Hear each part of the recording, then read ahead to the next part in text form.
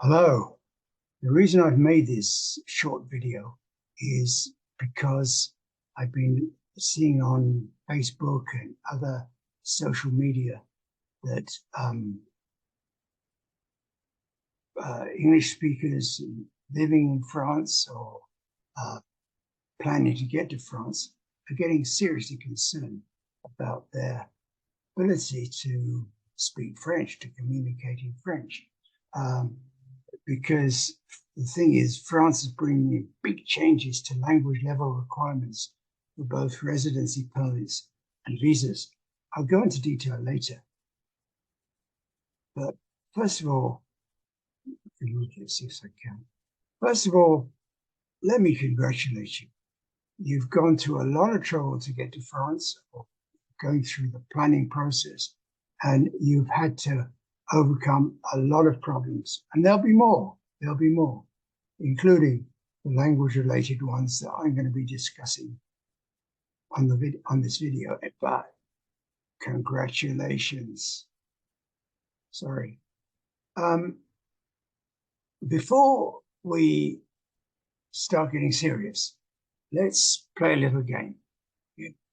Let's go to your favorite cake shop and you've decided that you want 3 of those lovely opera cakes you can see in the top left-hand corner there.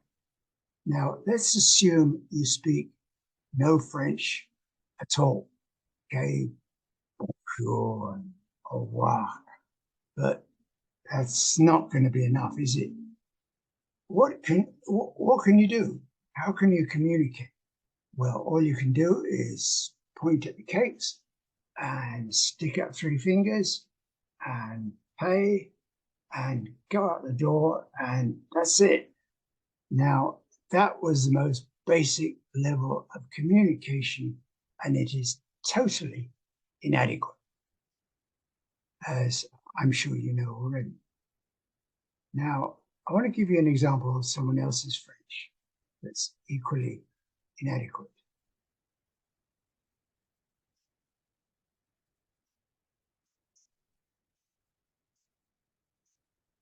Vos Excellences, Mesdames et Messieurs, je ne saurais vous dire à quel point mon épouse et moi-même sommes ravis d'être parmi vous ce soir, au terme de la première journée de notre première visite d'État en France.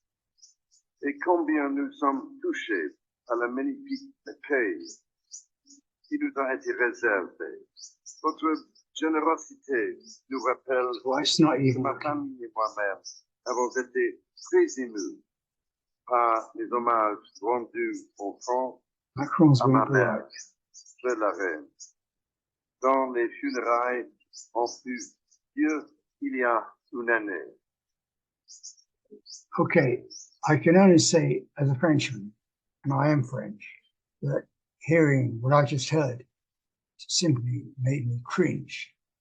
And he wouldn't have been able to speak it adequately for residency permit or visa. Is nowhere near it, okay? And he was probably reading out stuff that somebody wrote anyway.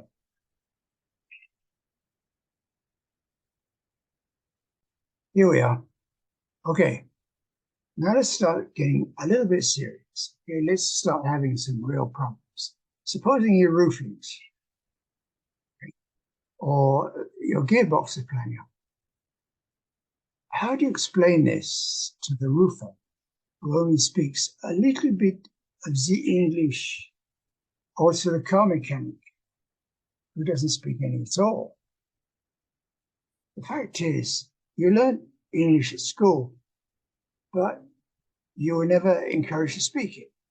So basically, the French that you know in school has been totally inadequate, totally unhelpful. I've moved on to slides. Here we are. Here's why you mustn't delay in improving your French. I'll take myself on. Let's get really serious. The French Interior Ministry under Gérald Darmanin, who you see here, is bringing in big changes to the language level requirements for both residency permits and citizenship. I put the details in the description below, but I'm being very, very brief. Okay, the details are in the description below, but let me briefly outline the changes. Right. If you want to stay in France for between 90 days and 1 year, you'll need to obtain a thing called the carte de séjour. This word pluriannuel means you can renew it. But so in order to get that, you need to have A2 level French. A2 level is much, much better. Is much, much more advanced, is serious, is far advanced beyond what the gentleman was saying a few minutes ago.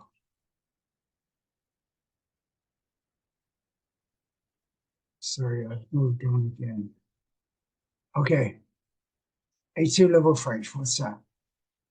It means you should be able to understand and convey basic messages, explain what you like or you don't like, and have simple conversations on a variety of topics. You won't be talking Einstein's laws of relativity. You'll be discussing the price of bananas in Auchan or how the weather's turned nasty, whatever. You should also be able to explain a simple problem like that leaky roof and reply politely to invitations. I must stress the word politely. People will be laughing at your attempts to speak French. Ignore it. And we all know how polite the French are, especially in Paris. But above all, don't be embarrassed about making mistakes.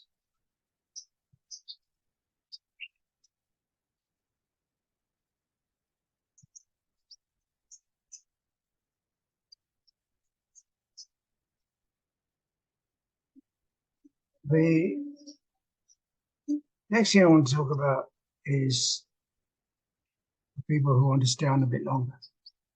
There's a thing called the carte de résident.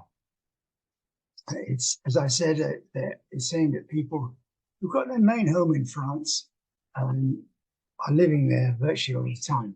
So it includes retired people, retirees, and also what I mentioned earlier, the carte de séjour. If you renew it 3 times, you're entitled to apply for carte de résident.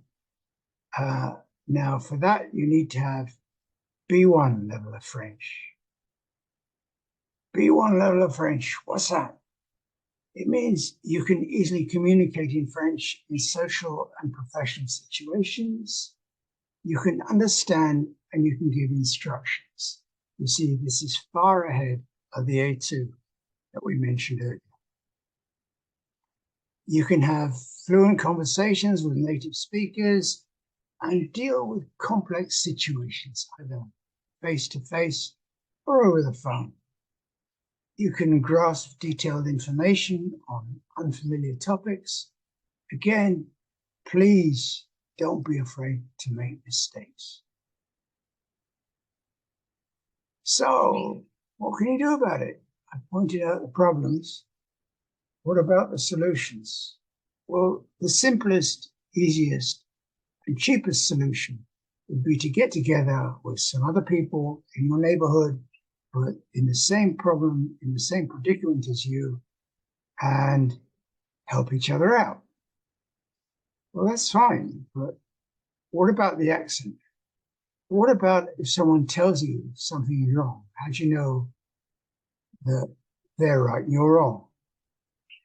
So, but as I said, that's what some people want. That's what a lot of people want. But it's got its limitations. Number 2, you could get a bit more formal, a lot more formal, and join a language school.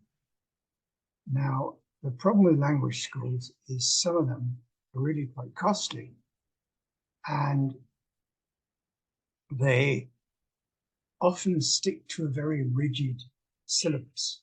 Now, that might not be what you want. Maybe you want to try and integrate your daily experiences with learning French, or improving in French.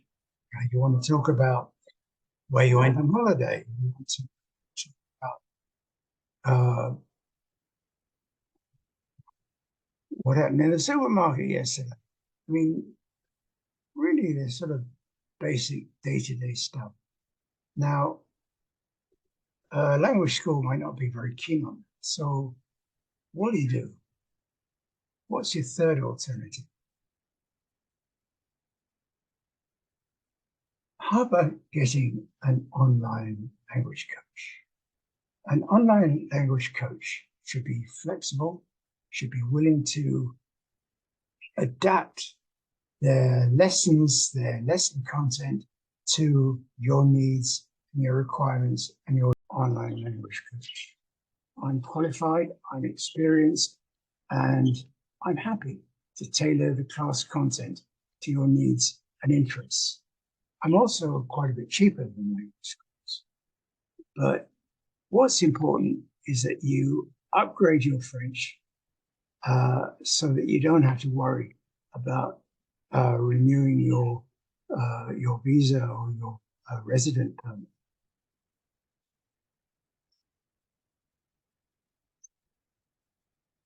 Again, please don't struggle getting a visa or resident permit now that these new rules have come in.